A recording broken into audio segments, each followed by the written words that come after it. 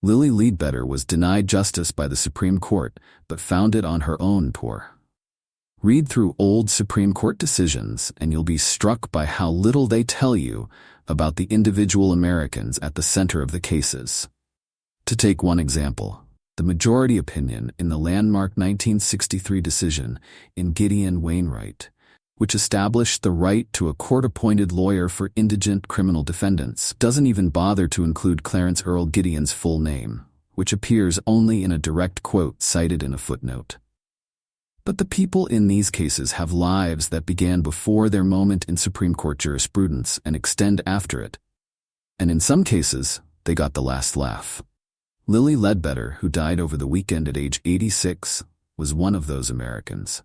Her moment in legal history came in 2007 when the U.S. Supreme Court threw out her wage discrimination case, dramatically narrowing equal pay laws in the process.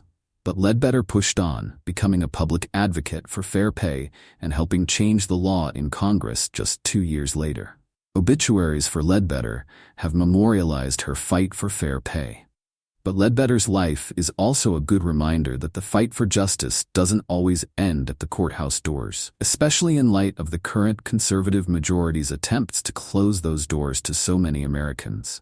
Like many advocates, Ledbetter didn't set out to become a crusader for justice. She fell into that role when she faced injustice. A native of Alabama with a high school education, Ledbetter went to work for the Goodyear Tire and Rubber Co. in 1979 as a line manager. The mostly male workplace was not a welcoming one. She said that her tires were slashed at one point and that she faced sexual harassment and intimidation. Still, she was good at her job and she stuck with it for 19 years. Then, when she was near retirement, she learned things had been even worse than she knew.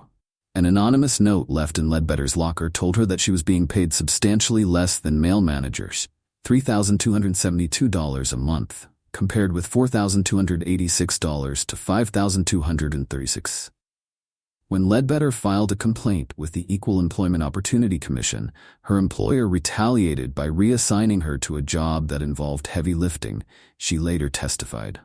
She won a civil suit, but an appeals court reduced the damages from more than $3.5 million to just $360,000. Goodyear then appealed to the Supreme Court, which ruled against Ledbetter and threw out all damages. The court's 5-4 decision was a classic bit of cramped logic. Turning the law on its head, the court ruled that Ledbetter, and from that day forward, any similar defendants, needed to have filed her complaint about unequal pay within 180 days of the start of the discrimination. The court simply ignored the facts of Ledbetter's life. The fact that the discrimination happened over 19 years, the employment contract that barred her from discussing pay rates with her coworker,